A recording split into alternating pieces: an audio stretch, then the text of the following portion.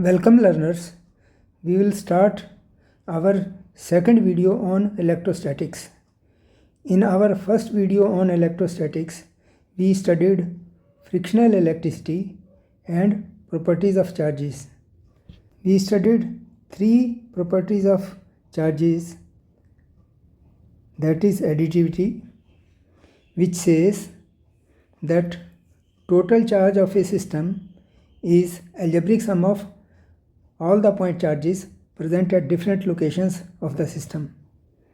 Number 2. Conservation of charge of an isolated system.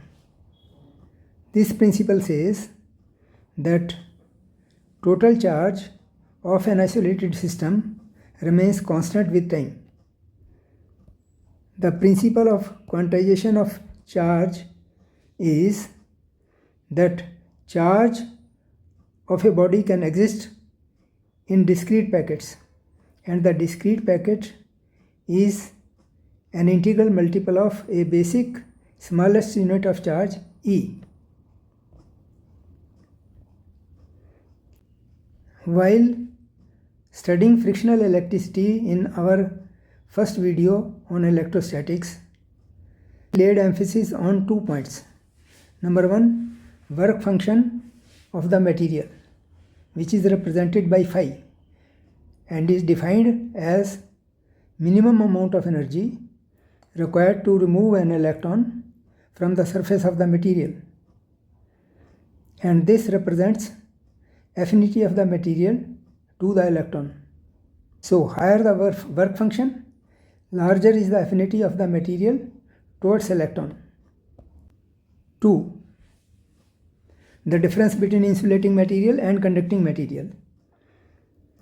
When we rub two insulating materials, we can produce frictional electricity.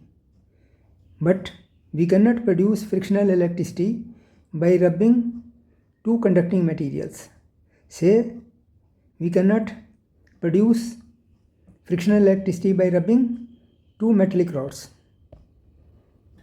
Charges are not free to move inside an insulating material. So the charges, excess charges given to an insulating material stay at the locations where they are given, while charges can move freely inside conductors. So when excess charge is given to a conductor, the charges repel each other until they reach the farthest distance to the boundary of the conductor, and the charge distributes on the outer surface of the conductor. While studying frictional electricity in our first video, we did some 1 marker and 2 marker questions based on frictional electricity from board and competition. We will continue 1 marker and 2 marker questions based on properties of the charge, and first we will take the questions based on conservation of charge of an isolated system. Question 1 asks us to explain how the phenomenon of rubbing a glass rod with a silk cloth is consistent with the law of conservation of charge. Now, this is our isolated system of glass rod and silk cloth. This is glass rod and this is silk cloth. So initially both are neutral. So total charge on the system of glass rod and silk is 0 because both are neutral.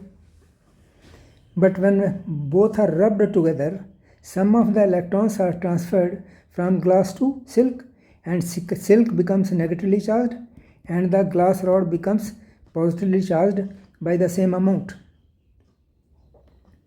So now the charge on the system is equal to plus 4 unit on glass and minus 4 unit on silk, that is 0. So the charge initially is equal to charge at a later point of time. So the charge remains constant with passage of time on an isolated system. Two identical small conducting balls B1 and B2 are given minus 7 picocoulomb plus 4 picocoulomb charge respectively. They are brought in contact with a third identical neutral ball B3. This is not neutral ball, it is having some charge.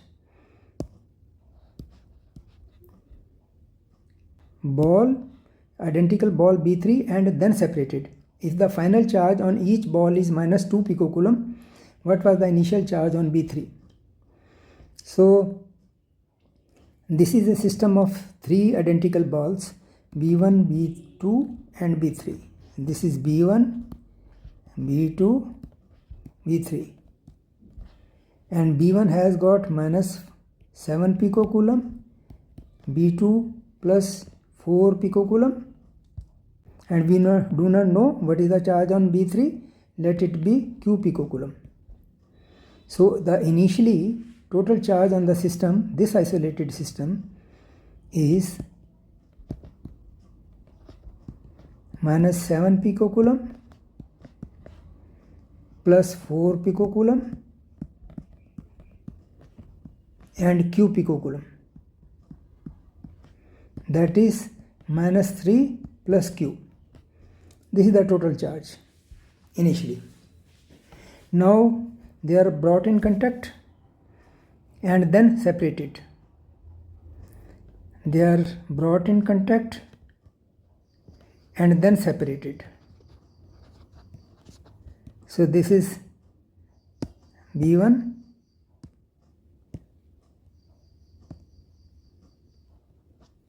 B1, B2, B3. Since balls are identical, the charge will distribute on each equally. So the each ball has got minus 2 picocoulomb.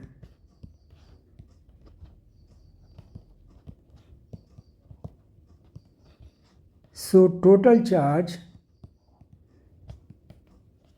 now will be equal to minus 2 picocoulomb, and there are 3 balls, so this will be minus 6 picocoulomb. And as per conservation of charge of an isolated system, the charge remains constant with time. So whatever charge was there initially given by equation 1 will be equal to the charge at a later point of time, which is given by equation 2. So from equation 1 and 2, that is Q initial is equal to Q final condition gives us minus 3 plus Q is equal to minus 6. So Q is equal to minus 6 plus 3, that is minus 3 picocoulomb. So the initially ball B3 had minus 3 picocoulomb of charge. Charge on B3 initially was minus 3 picocoulomb. This is question 4. Question 3 has been omitted. Question says, a glass rod is rubbed with a silk cloth. The glass rod acquires a positive charge of 1.6 into 10 raised to the power minus 13 coulomb. What is the charge on the silk cloth? So this is our isolated system of glass rod and silk cloth. This is glass rod and this is silk. So both are neutral. So the total charge initially on the system is equal to 0. Now when we rub, some of the electrons are transferred from glass to silk. Silk becomes negatively charged and glass rod becomes positively charged by the same amount. And the charge on the glass rod is equal to 1.6 into 10 raised to the power minus 13 coulomb. and say we do not know what is the charge on silk. Let it be Q coulomb. Then finally the charge after rubbing the two will be equal to 1.6 into 10 raised to the power minus 13 plus Q. So as per law of conservation of charge of an isolated system, Q final should be equal to Q initial. That is 1.6 into 10 raised to the power minus 13 plus Q should be equal to 0. So it means Q is equal to minus 1.6 into 10 raised to the power minus 13 coulomb. This is otherwise also obvious. So since if charge on glass rod is positive, the silk will have equal and opposite charge. Question 5. 5-point charge is plus Q plus 2Q minus 3Q plus 4Q and minus 5Q are placed within a closed surface. So we are having a system of a closed surface. Calculate the net charge of the system and explain the property used.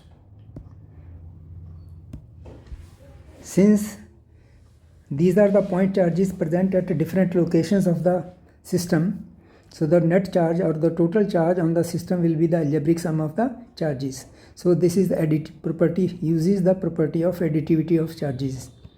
So the net charge on the system will be algebraic sum of all the charges, that is plus Q plus 2Q minus 3Q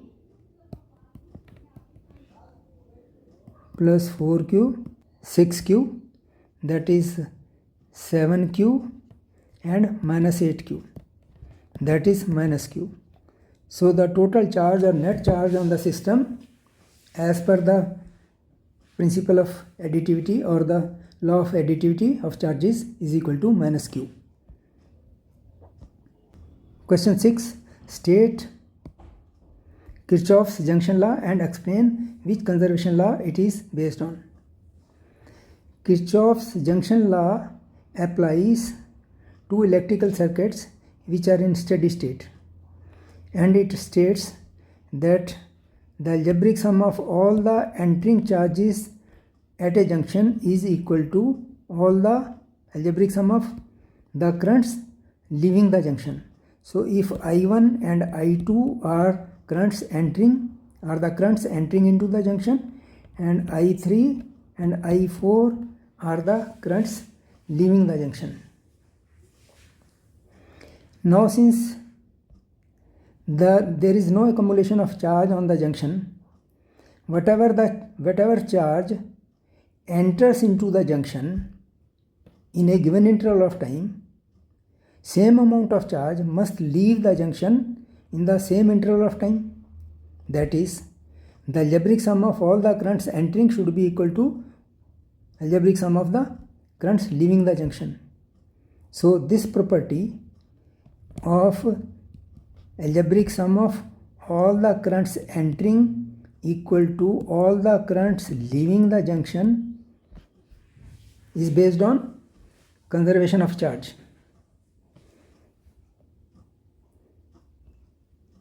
Question 7 asks, what happens to the total charge of an isolated system when a nuclear decay occurs within it? During nuclear decay, say during beta decay, electrons are emitted by the nucleus, and in that process neutron converts into a proton,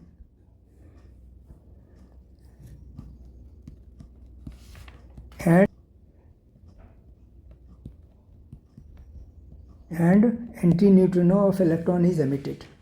This is antineutrino of electron, and it is a chargeless and massless particle.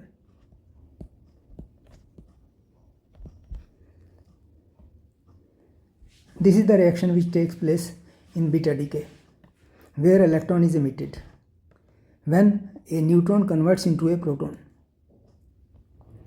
So in this isolated system, initially charge, since there is neutron only present initially and neutron has got zero charge, so initially the charge on the system is 0, and finally a neutron is converting into a proton and electron is emitted, and charge on a proton is equal to elementary charge E, and charge on an electron is minus E, and anti-neutron of electron doesn't have any charge, so total charge is equal to 0. So we observe here that the charge remains constant with passage of time.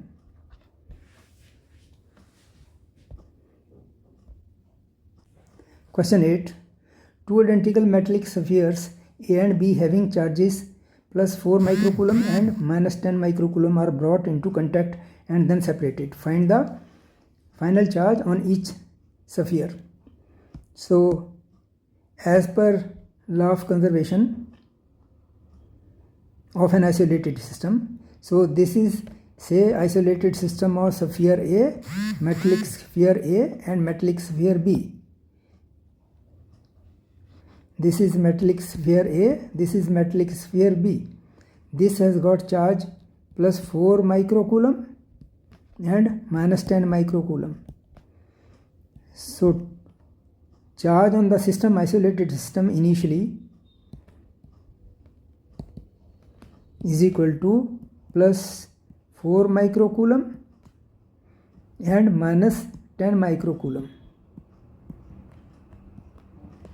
That is minus 6 microcoulomb, and then they are brought into contact and then separated, and since the spheres are identical, the charge will distribute equally on the two spheres. And as per conservation of charge of an isolated system, the charge at a later point of time or finally will also be minus 6 microcoulomb, and since the charge will divide equally, so charge on A will be equal to charge on B will be equal to minus 6 microcoulomb divided by 2, that is minus 3 microcoulomb. So this will have minus 3 microcoulomb and B sphere will also have minus 3 microcoulomb. And now we will do 1 marker, 2 marker question based on the principle of quantization of charge. And as already we have seen that when a body acquires a negative charge, then we use relation Q is equal to minus Ne, and when the body acquires a positive charge, then we use plus Ne. This is when body has negative charge, and this plus Ne we use when body has positive charge.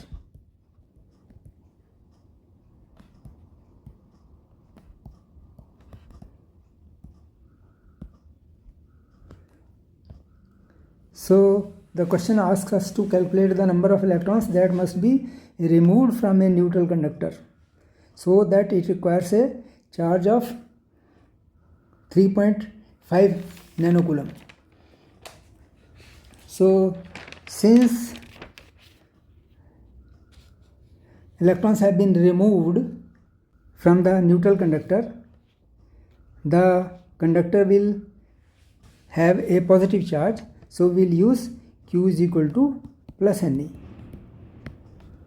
So N will be equal to Q upon E, and the charge on the conductor is equal to 3.5 nanocoulomb, and 1 nano means 10 raised to the power minus 9.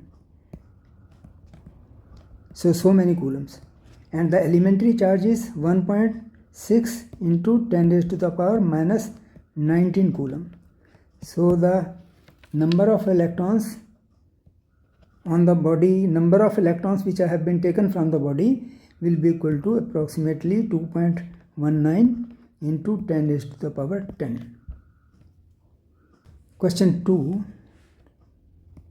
How many electrons constitute 1 coulomb of charge? Since this is aggregation of electrons, so the total charge will be a negative charge. So we will use this relation Q is equal to minus Ne. That is N is equal to minus Q upon E. Minus and 1 coulomb, which is minus 1 coulomb, and elementary charge is 1.6 into 10 raised to the power minus 19 coulomb. So the total number of electrons constituting 1 coulomb of charge will be equal to 6.25 into 10 raised to the power 18. This will be the number of electrons. Such a large number of electrons will constitute 1 coulomb. Question 3. If a body has a charge of 1 nanocoulomb, how many electrons are present on the body? Excess electrons are present on the body. So the body has got excess electrons, so the body will have negative charge. So we will use relation Q is equal to minus Ne. N will be equal to minus Q upon E, and since this 1 nanocoulomb is negative charge, since this is due to excess electrons, so this will be minus 1 nano means 10 raised to the power minus 9 coulomb, and elementary charge is 1.6 into 10 raised to the power 19 coulomb. So the total number of electrons will be equal to 6.25 into 10 raised to the power 9 will be the total number of electrons, excess electrons, which will be constituting 1 nanocoulomb, that is minus 1 nanocoulomb. Can a body have a charge of 0.8 into 10 raised to the power minus 19 coulomb? So we know Q is equal to Ne, N will be equal to Q upon E, and N has to be integer because body will have integral number of, will be a integral multiple of the elementary charge E, and charge on the body is 0.8 10 raised to the power minus 19 coulomb, and elementary charge is 1.6 into 10 raised to the power minus 19 coulomb, which is equal to half, which is equal to 0.5. But half electron cannot exist. So the body cannot have a charge of 0.8 into 10 raised to the power minus 19 coulomb. Question 5. A polythene piece rubbed with wool is found to have a negative charge of 3.2 10 raised to the power minus 7 coulomb. Estimate the number of electrons transferred. Second part, is there a transfer of mass from wool to polythene? So this is polythene and this is wool. This is polythene system of isolated system of polythene and wool.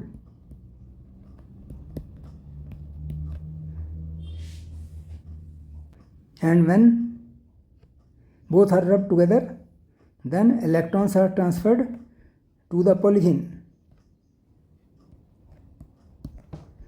and polythene attains a negative charge. So since this has attained a negative charge, we will use the relation Q is equal to minus Ne, that is N is equal to minus Q upon E, and minus the charge on the polythene is negative since electrons have been transferred to polythene, and the elementary charge is 1.6 into 10 raised to the power minus 19 coulomb. So value of n comes out to be 2 into 10 raised to the power 12 electrons.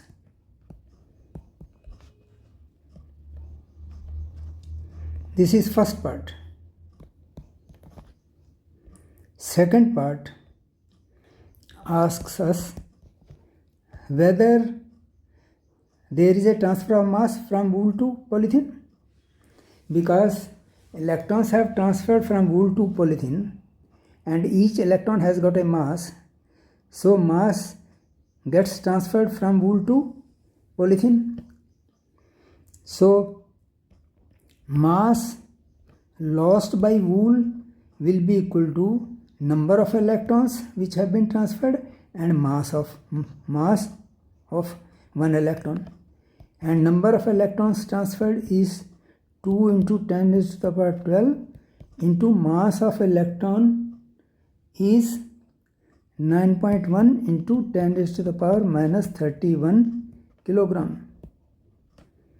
So this comes out to be 1.82 into 10 raised to the power minus 18 kilogram. So wool loses this much mass and polythene gains this much mass due to transfer of electrons from wool to polythene. Question 6. Which of the following charges is possible? There are 3 options. We have to check one by one. So we know that the number of electrons lost or gained must be an integer.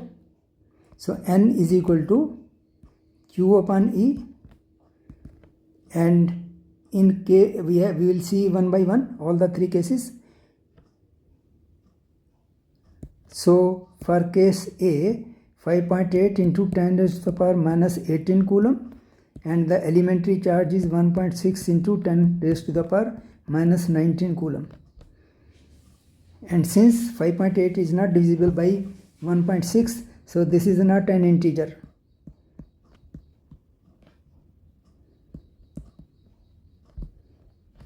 So charge 5.8 into 10 raised to the power minus 18 coulomb is not possible. So this is not possible. B, n is equal to q upon e, which is equal to 3.2 into 10 raised to the power minus 18 coulomb upon elementary charge, which is equal to 20. So the body which has got a charge of 3.2 into 10 raised to the power minus 19 is an integral multiple of the elementary charge E. So this charge is possible. Third case, C case, n is equal to q upon E is equal to 1.9 into 10 raised to the power minus 18 coulomb upon 1.6 into 10 raised to the power minus 19 coulomb. Since 1.9 is not divisible by 1.6, it is not also an integer.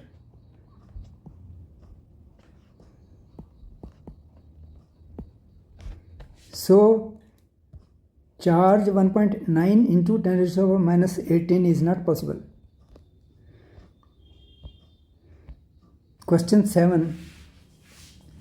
State whether the following statement is true or false. Quantization of charge can be ignored at macroscopic level, that is large scale, when large scale charges are involved. When large scale charges are involved,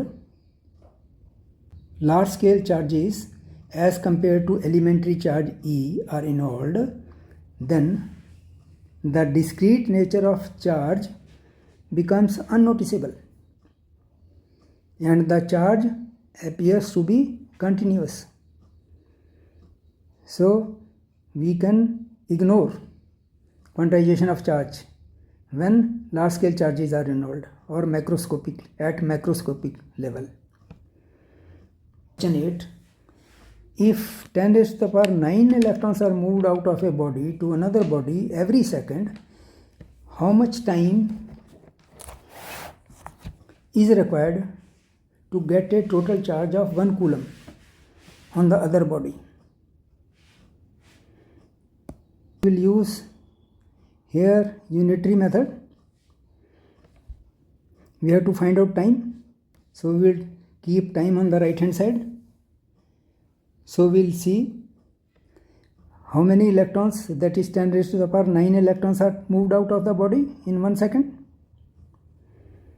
So time second we will keep on right side, and each electron has got a charge of 1.6 into 10 raised to the power minus 19 coulomb. So 10 raised to the power 9 electrons will have a charge of this much coulomb,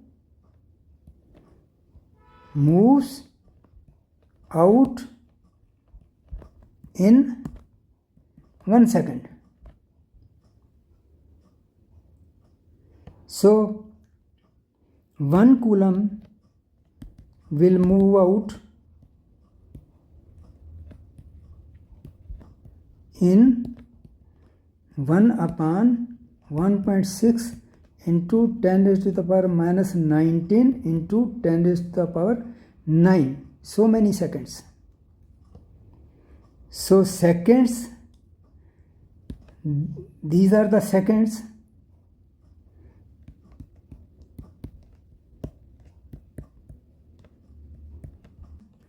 First we will convert second into minute, minute into hour, hour into day, and a day into year. So many years. Now if we calculate, this comes about approximately 198 years. So from here you can judge how big is 1 coulomb. See, in 1 second, such a large number of electrons are being moved, that is 10 raised to the power 9 electrons are being moved out of the body. And to accumulate 1 coulomb of charge, 198 years are taking place to transfer so many electrons. So this example shows that 1 coulomb is a big charge. So normally in practice we get charges in microcoulombs or picocoulombs. 1 microcoulomb is equal to 10 raised to the power minus 6 coulomb, and 1 picocoulomb is equal to 10 raised to the power minus 12 coulomb, or 1 nanocoulomb is equal to 10 raised to the power minus 9 coulomb. Question 9. How much positive and negative charge is there in a cup of water which contains 250 gram of water? So first we will calculate how many molecules are there in 250 gram of water. So we will use mole concept. 18 gram of water is 1 mole, and it will have Avogadro number of molecules. Molecules of water will be there, but in our cup of water 250 gram of water. So in 250 gram of water will have how many molecules, Na upon 18 into 250 molecules.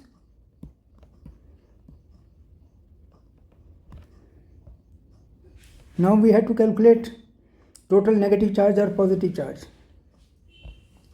So we have to calculate how many electrons and protons are present on 1 molecule of water. So in 1 molecule of water,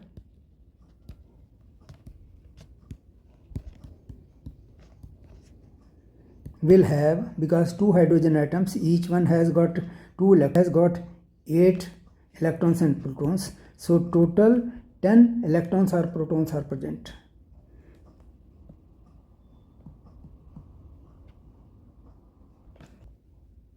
And 10 protons present in each molecule of water. And we know what is the number of molecules in cup of water. So number of protons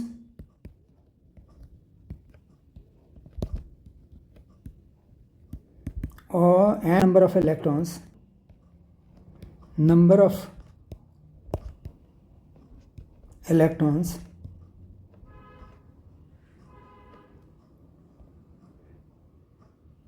will be equal to Na upon 18 into 250 into 10. So the charge, positive charge or negative charge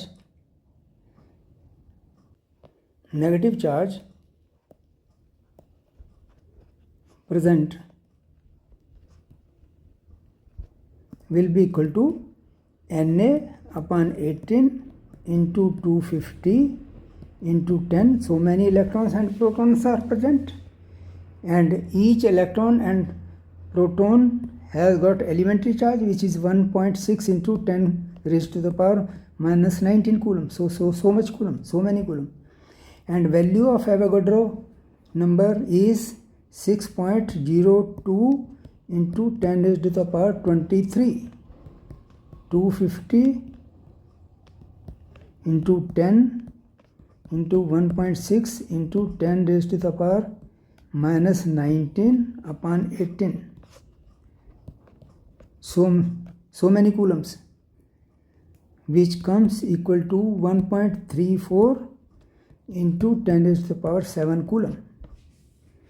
So this is the total charge present, either positive charge or negative charge, in 250 gram of water present in the cup of water. Thank you for watching my video. फिर मिलेंगे अगले video में हम Coulomb's law cover करेंगे। आपको मेरा video अच्छा लगा हो तो लाइक और शेयर करें।